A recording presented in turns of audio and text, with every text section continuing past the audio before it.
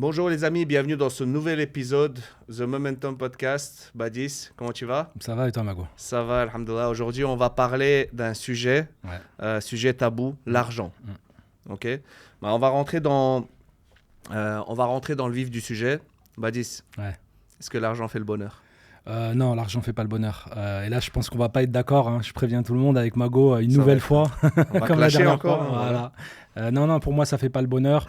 Pourquoi? Parce que le bonheur, pour moi, je l'adosse à une dimension qui est sacrée. Et l'argent n'est pas sacré pour moi. L'argent est important, il faut savoir le respecter. Mais pour moi, il n'est pas sacré.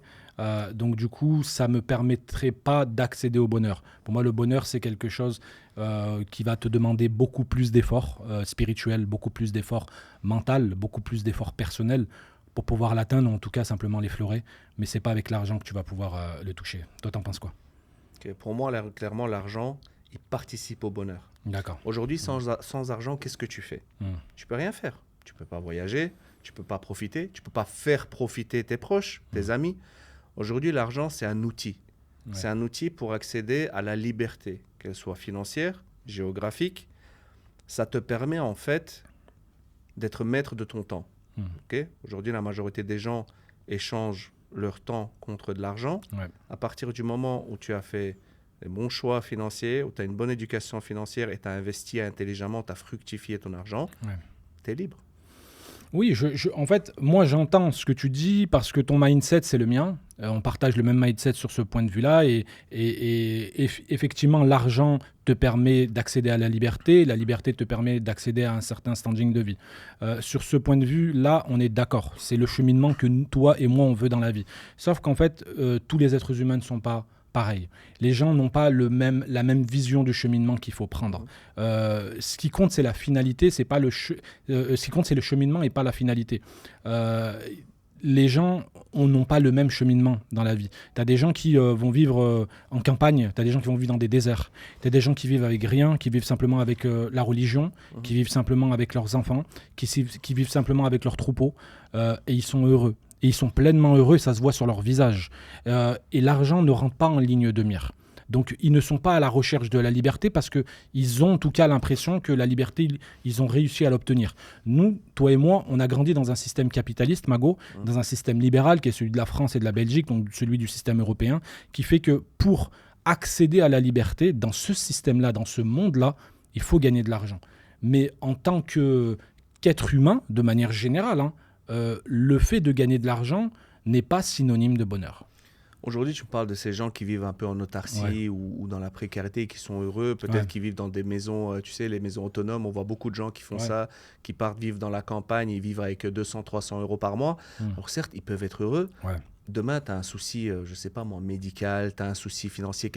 À un moment donné, tu as besoin de beaucoup d'argent. Qu'est-ce que tu fais? Comment est-ce que tu peux t'en sortir? Comment est-ce que tu peux te dire, oui, je suis heureux sans rien, sans argent, juste avec peut-être potentiellement ma famille, en vivant avec le strict minimum, quand derrière, en fait, tu ne pourras pas profiter pleinement ou tu ne pourras pas t'en sortir à un moment donné quand tu auras besoin de fonds financiers. J'entends ce que tu dis, Mago.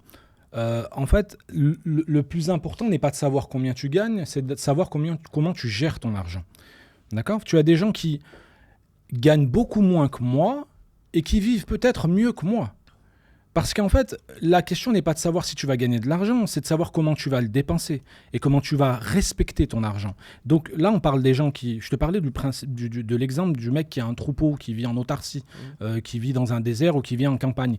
Peut-être que lui va mieux gérer le peu d'argent qu'il a. Et ce qui fait que l'argent qu'il a lui permet de vivre pleinement en sécurité. Et tu as des gens qui gagnent beaucoup d'argent, qui gagnent les sommes qu'on peut faire, qui peuvent aller jusqu'à 50 000 euros par mois comme nous, et qui sont toujours dans le besoin. Pourquoi ? Parce qu'ils dépensent... Comme lui pour l'instant. Tu vois, c'est ça, c'est parce qu'ils dépensent beaucoup d'argent en fait. Ils dépensent beaucoup d'argent et en fait, plus tu gagnes de l'argent et plus tu as des objectifs qui sont plus importants et plus tu veux passer à des paliers qui sont supérieurs et au final, tu as toujours besoin d'argent.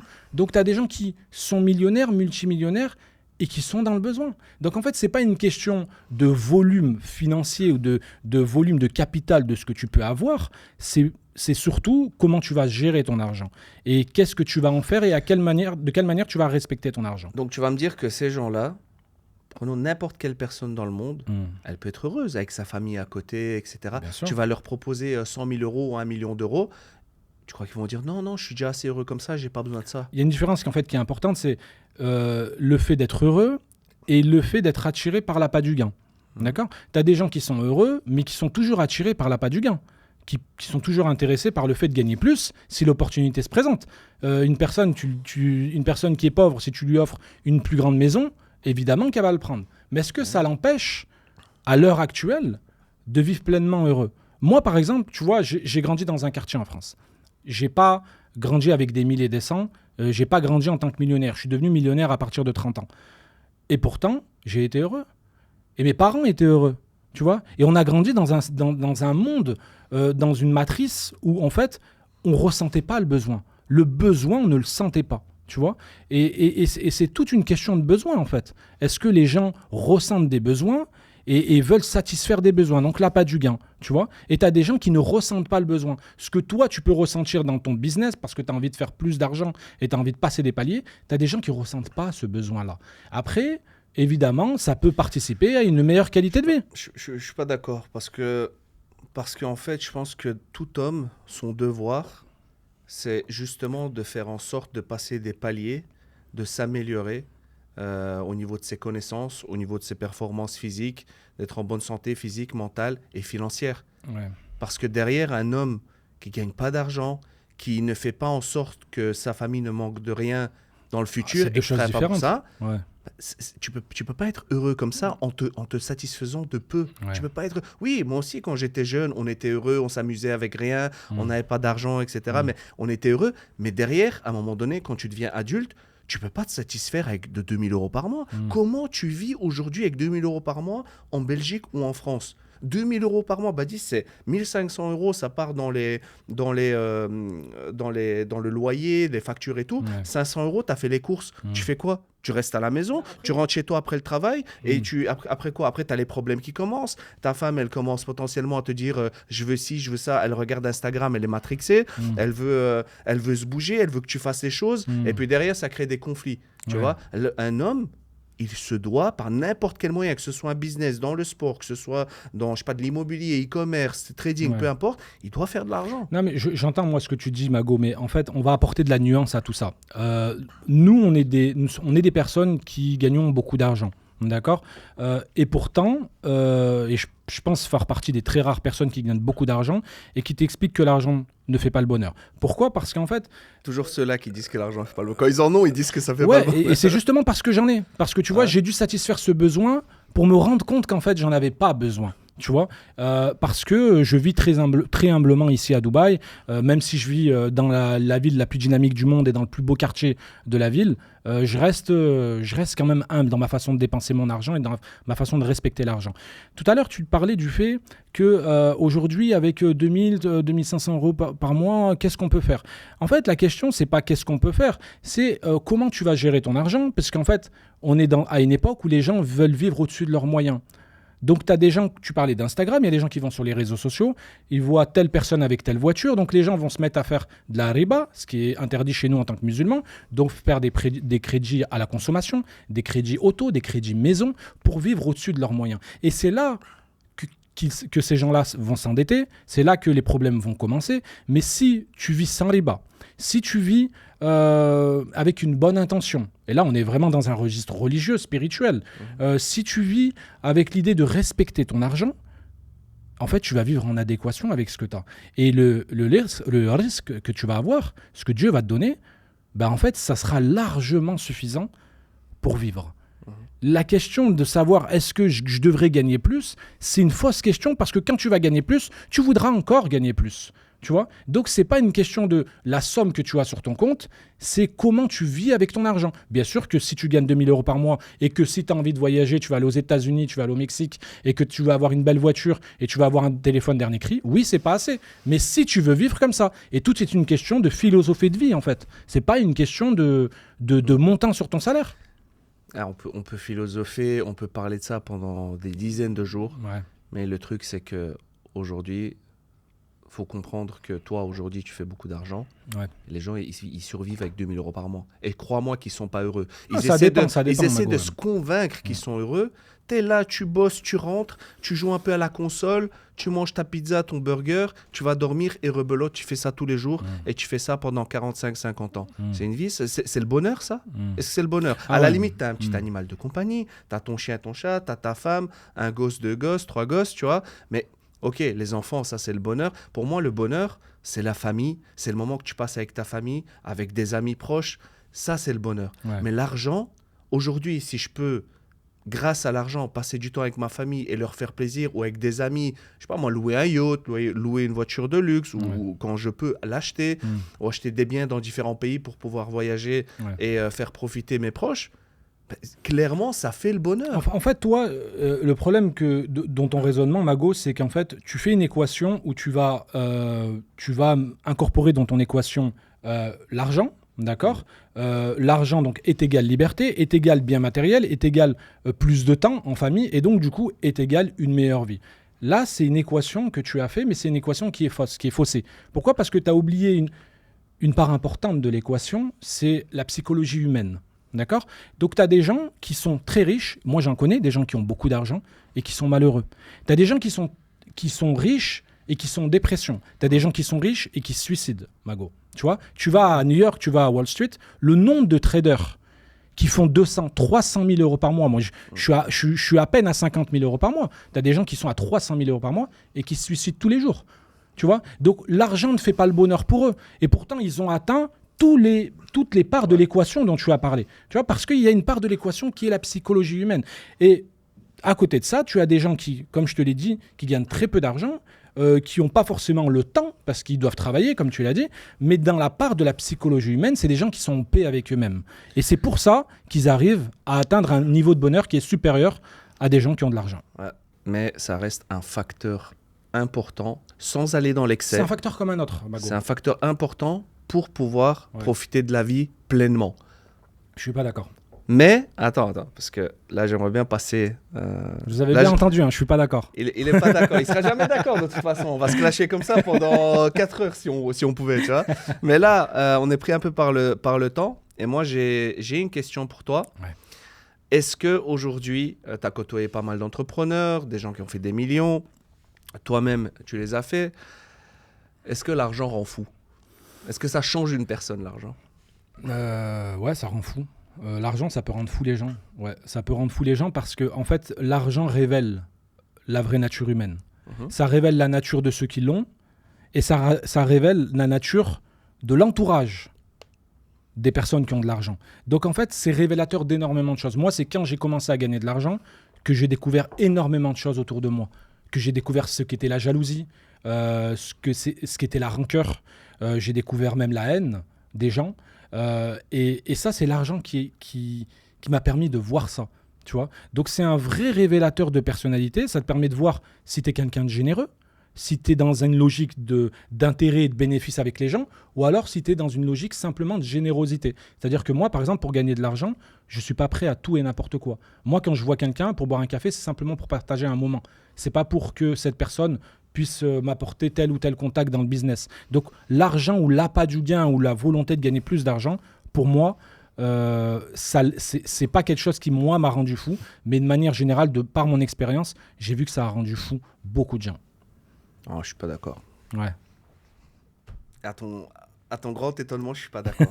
Pour moi, l'argent, ça va pas te rendre fou parce que si tu es quelqu'un de sain d'esprit à la base, le fait d'avoir beaucoup d'argent, oui, ça va amplifier la personne que tu es. Donc, si tu es sain d'esprit de base, tu vas être normal. Tu vas juste utiliser cet argent à bon escient et profiter, tu vois.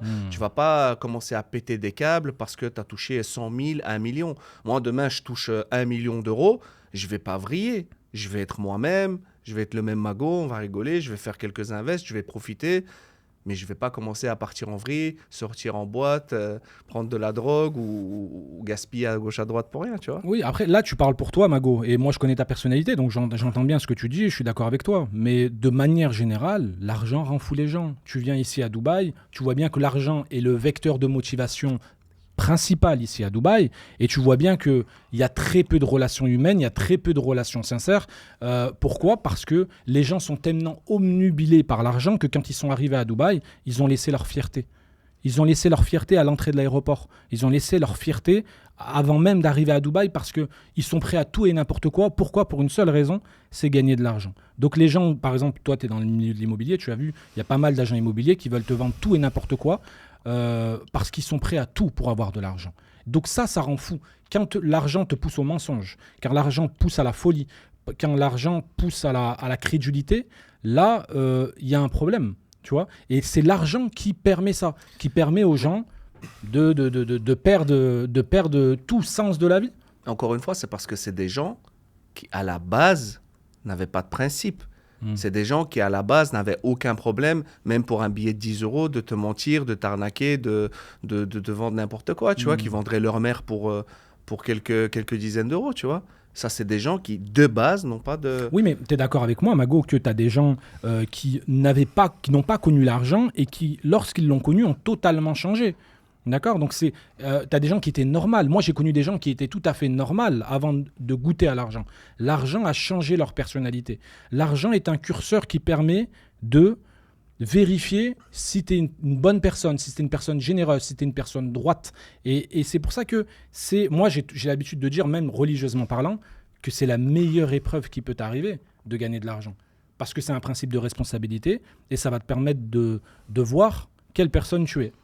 Écoute, c'est ton point de vue. Moi, derrière, je reste convaincu que ça ne change pas les gens. Comment ? Que ça ne change pas les gens. Toi, tu n'as pas l'impression, quand tu arrives à Dubaï ici, que les gens sont corrompus par l'argent. Non, la corruption, c'est quoi, Mago, la corruption ? C'est bien un échange d'intérêts où l'argent détermine les relations qu'on va avoir. C'est bien ça, la corruption. Et la corruption, c'est quoi qui nourrit la corruption ? C'est l'argent. Oui, mais moi, toutes les affaires de corruption sont nourries par l'argent. J'ai échangé avec énormément de gens, des acteurs dans l'immobilier à Dubaï. Ouais. Et ces gens-là qui ont fait beaucoup d'argent ici, d'accord ? Il y en a qui ont fait des 30 000 euros par mois, 40, 50 000 euros. Ouais. C'est des gens qui viennent, c'est des Algériens, il y en a qui viennent du Maroc, il y en a qui viennent de la France, Belgique. Et c'est des gens, en fait, qui sont restés les mêmes, dans le fond, tu vois. Ils n'ont pas vrillé, ils ne sont pas devenus fous parce qu'ils ont gagné ces sommes, alors que dans leurs pays respectifs, ils ne dépassaient pas 1 500 euros par mois. Ouais. Et pourtant, ils sont restés terre à terre, normaux, humbles. Ça ne les a pas changés. C'est pour ça que je te dis, pour moi, l'argent, il ne change pas les gens. Ça, c'est juste... Et ça, tu l'as très bien dit, c'est révélateur de qui tu étais de base. De base, tu es quelqu'un de fourbe, tu es quelqu'un de mauvais, manipulateur, menteur, scammer. Ouais. Ben, tu vas l'être encore plus avec de l'argent. Bah, vous nous direz ce que vous en pensez. Hein. Dites-nous dans les commentaires, exactement, est-ce que vous trouvez que l'argent rend fou ou pas ? Est-ce que vous avez connu des gens qui sont devenus fous, qui ont vrillé ? Et donc, tout doucement, on arrive vers la fin de cet épisode. J'ai une dernière question pour toi. Ouais. Badis, est-ce que l'argent, c'est une preuve de réussite ? Non, pour moi, ce n'est pas une preuve de réussite parce que si tel était le cas, j'aurais considéré que j'aurais réussi dans la vie aujourd'hui. Moi, je ne pense pas avoir réussi dans la vie. Je pense être en adéquation avec moi-même, mais j'ai d'autres objectifs dans la vie qui sont principalement d'aider le maximum de personnes qui sont dans le besoin parce que je suis principalement engagé dans l'humanitaire. Donc en fait, la réussite, elle dépend de tes objectifs et de la finalité que tu veux donner à ta vie et surtout des efforts que tu vas donner, que tu vas mettre sur la table pour pouvoir réussir. Tu as des gens pour qui la réussite, c'est de faire leur prière tous les jours. Tu as des gens pour qui la réussite, c'est de faire une Umrah un jour. Tu as des gens, la réussite pour eux, c'est de passer le plus de temps avec leurs enfants et de leur donner la meilleure éducation possible. Pour toi, la réussite, c'est de faire de l'humanitaire. Et pour moi, la réussite, c'est clairement d'aider le maximum de personnes dans le besoin à travers des canaux de redistribution de richesse. Ok. Et toi ? Moi, je ne suis pas d'accord, hein, de nouveau. Je ne peux pas être d'accord avec toi, de toute façon, tu vois. Pour moi, et Bernard Tapie l'a dit, l'argent, c'est la seule métrique de réussite aujourd'hui. Si tu as de l'argent, c'est que tu as réussi. Après, derrière, personnellement, pour moi, une réussite aussi, c'est derrière, clairement, là, on partage de nouveau. On peut pas ne pas être d'accord sur tout, hein, mais on se rejoigne un petit peu. Voilà, on se rejoint sur le fait d'aider un maximum de monde, faire de l'humanitaire. C'est quelque chose que voilà, j'ai fait à petite échelle dans le passé, que je veux faire à grande échelle plus tard, Inch'Allah. Mais derrière, clairement, quand tu as de l'argent, quand tu as un statut, tu as réussi. Tu as réussi parce que tu sors du lot, tu vois. Aujourd'hui, quand tu peux te permettre d'acheter une belle montre, que ce soit une Rolex, une Richard Mille, que tu peux t'acheter une voiture de luxe, bah, ça montre que tu as mis plus de travail que d'autres. Tu as été plus intelligent financièrement que d'autres. Et c'est un statut. Pourquoi est-ce que les gens le veulent? Parce que c'est un statut de réussite. Aujourd'hui, tu vas dans un magasin, tu viens 15-20 000 euros chez Rolex, ils ne vont jamais te donner une montre. Tu dois attendre minimum 6 mois, des fois 1 an pour certains modèles, tu vois. Ouais. Donc ça, pour moi, c'est un statut de réussite. J'entends, Mago. Maintenant, je vais te comparer deux cas de figure, deux situations différentes. Si je te proposais de passer une Umrah avec ta maman, et si je te proposais d'avoir une Richard Mille tout de suite, donc une montre à 200 ou 300 000 euros, alors que la Umrah te coûterait que 1 500 euros à peu près, qu'est-ce que tu choisirais? Maman, je suis désolé, mais... Non, bien sûr que je prends la Umrah. Voilà. Ça veut dire qu'il y a des choses, Mago, qui sont beaucoup plus importantes que l'argent. Tu vois, il y a des choses qui, en termes de finalité... Pour faire la Umrah, tu as besoin d'argent. Oui, mais comme je te l'ai dit, on parle de 1 500 euros. C'est pour ça que j'ai bien fait la différence en termes de valeur financière et de valeur pécuniaire entre les deux cas de figure. Donc une Umrah à 1 500 euros et une montre à 300 000. Il y a beaucoup de gens qui choisiraient la montre à 300 000. Tu choisis la montre, tu la revends et tu mets bien la daronne. Voilà, là, c'est une technique business de Mago. Mais voilà, tout ça pour dire de manière générale qu'il y a des choses qui ne sont pas quantifiables financièrement. Il y a des états de bonheur qui ne sont pas quantifiables, même avec l'argent. Et tout l'argent du monde ne pourra pas te payer certaines choses que tu ne peux pas avoir. Il y a des gens qui ont perdu des gens de leur famille et qui ne pourront jamais les faire revenir malgré tout l'argent du monde. Et si on leur donnerait 10 milliards d'euros, ils referaient revenir ces gens-là. Tu vois ? Donc ça veut dire qu'il y a des choses qui ne s'achètent pas et il y a des choses qui sont intemporelles et qui n'ont pas de prix. Par exemple, la Joconde, tu sais, la Joconde au Louvre, c'est un tableau qui n'a pas de prix. D'accord ? Il ne peut pas s'acheter. Tu vois ? Il y a des choses qui n'ont pas de prix, il y a des choses qui font partie du patrimoine, il y a des choses qui font partie de la vie et qui n'ont pas de prix. Si tout pouvait s'acheter, Mago, on serait dans un monde où il y aurait ni foi ni loi. Mais là, tu es parti sur des métriques de personnes décédées, clairement, quand tu as un parent ou quelqu'un de ta famille. Mais je peux te sortir un tas d'exemples comme ça. Regarde, je te parlais de ta maman à la Umrah. On s'en fout de la Joconde. S'en fout de la Joconde. Qui a besoin de la Joconde chez lui, tu vois ? Oui, mais ce que je veux dire, c'est que... Non, en fait, on parle de valeur, de ce qui peut s'acheter, ce qui ne peut pas s'acheter. Donc, il y a des choses qui ne peuvent pas s'acheter. Donc, il y a l'art, par exemple, il y a des choses dans l'art qui ne peuvent pas s'acheter parce que ça appartient au patrimoine, tu vois ? Et il y a des choses, par exemple, ta maman, elle fait partie de ton patrimoine. Et on ne peut pas l'acheter. Et tu peux pas la troquer contre une montre, contre une maison, contre une Ferrari. Oui, mais une mère, ça c'est quelqu'un de ta famille. Là, on parle de choses qui sont potentiellement accessibles à tous, mais que tout le monde ne peut pas se payer. On va plus loin, Mago, même si c'est pas une personne de ta famille. Si je te dis que tu préfères nourrir un enfant qui est sur le point de mourir, ou si je te donne 1 million d'euros tout de suite, qu'est-ce que tu fais ?